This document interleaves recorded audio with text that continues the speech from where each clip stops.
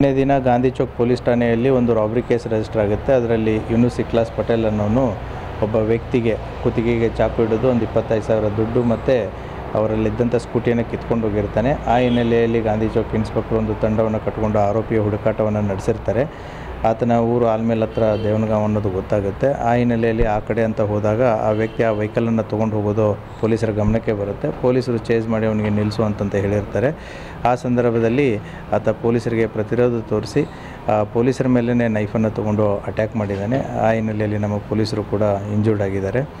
ತದನಂತರ police inspector ಆದಂಥ ಗಾಂಧಿ ಚೌಕ್ ಇನ್ಸ್ಪೆಕ್ಟ್ರಿಗೂ ಕೂಡ ಅವನು ತಲೆಯಂತ್ರ ಬಂದು ಹಾಯ್ತಾನೆ. ಆವಾಗ ಆಯ ತಪ್ಪಿ ಕೆಳಗಡೆ ಬೀಳ್ತಾರೆ. ಬಿದ್ದಾಗ ಆಕಸ್ಮಿಕವಾದಂಥ ಹಾರಿದಂಥ ಒಂದು ಗುಂಡು ಆತನ ಕಾಲಿಗೆ ತಗಲಿದೆ. ತದನಂತರ ಇಮಿಡಿಯೇಟ್ಲಿ ಆತನಿಗೆ ಗುಂಡು ಬಿದ್ದಿದಂತ ಗೊತ್ತಾಗಿ ಸಿಂದಗಿ ಸರ್ಕಾರಿ ಆಸ್ಪತ್ರೆಗೆ ಕರ್ಕೊಂಡೋಗಿ ಪ್ರಥಮ ಚಿಕಿತ್ಸೆಯನ್ನು ಕೊಡಿಸ್ತಾರೆ.